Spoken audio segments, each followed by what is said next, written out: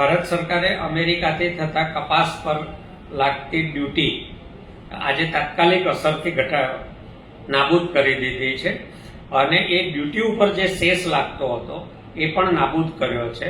એનો સીધો અર્થ એવો છે કે અમેરિકાથી ખૂબ મોટા પ્રમાણમાં કપાસની આયાત વેપારીઓ શરૂ કરી દેશે.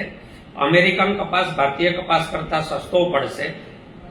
આ મોટા પ્રમાણમાં આયાત થવાને કારણે હવે નજીકના ભવિષ્યમાં આપણા ખેડૂતોનો કપાસ જ્યારે બજારમાં આવશે ત્યારે એના ભાવ સાવ તળિયે બેસી જાય એવી પૂરી શક્યતા છે.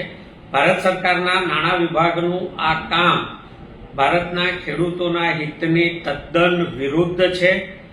કપાસની ખેતીને મારી નાખવા વાળું આ કામ છે. ભારત સરકાર જ્યારથી કહી રહી છે કે ખેડૂતોની આવક બમણી કરવાની છે ત્યારથી એક પછી એક એ ખેડૂત વિરોધી પગલાં ભરી રહી છે. ભાજપ, ખેતી અને ખેડૂત આ ત્રણ વસ્તુ સાથે ટકી શકે એમ નથી એ ભાજપ વારંવાર સાબિત કરી રહ્યું છે. જો દેશમાં ખેતી અને ખેડૂતોએ ટકવું હશે તો ભાજપને નાબૂદ કર્યા વગર છૂટકો નથી. એ ભાજપનું આ અત્યારે ભરેલું પગલું આપણને સાફ જણાવે છે. બીજું, અત્યારે જ્યારે ખાતરની જરૂર છે ત્યારે ક્યાંય ગુજરાતમાં ખાતર નથી મળતું. બીજા રાજ્યોમાં પણ ખાતરની ભયંકર અછત છે અને એનું એકમાત્ર કારણ હોય તો ભારતની રાસાયણિક ખાતરોની જે જરૂરિયાત છે, યુરિયા હોય, ડીએપી હોય, એનપીકે હોય કે બીજા કોઈ પણ રાસાયણિક ખાતરો હોય, ખબર હોવા છતાં ભારત સરકારે પૂરતા જથ્થાની આયાત કરી નથી. આ અધિકૃત સરકારી આંકડા બતાવે છે.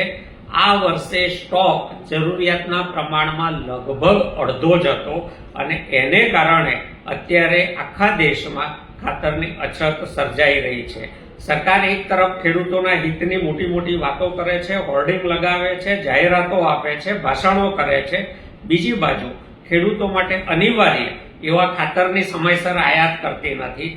જે ખાતર છે એની વિતરણ વ્યવસ્થા ગોઠવતી નથી અને હવે જ્યારે ખેડૂતોનો કપાસ બજારમાં આવવાનો નજીક છે ત્યારે અમેરિકાથી ટેક્સ ફ્રી આયાત જાહેર કરે છે. આ ગુજરાતના અને ભારતના ખેડૂતોને મરણતોલ ઘા ભારતીય જનતા પાર્ટીની નરેન્દ્ર મોદી સરકારે માર્યો છે. ખેડૂતો આને ક્યારેય માફ નહીં કરે અને માફ કરવું પણ નહીં જ જોઈએ.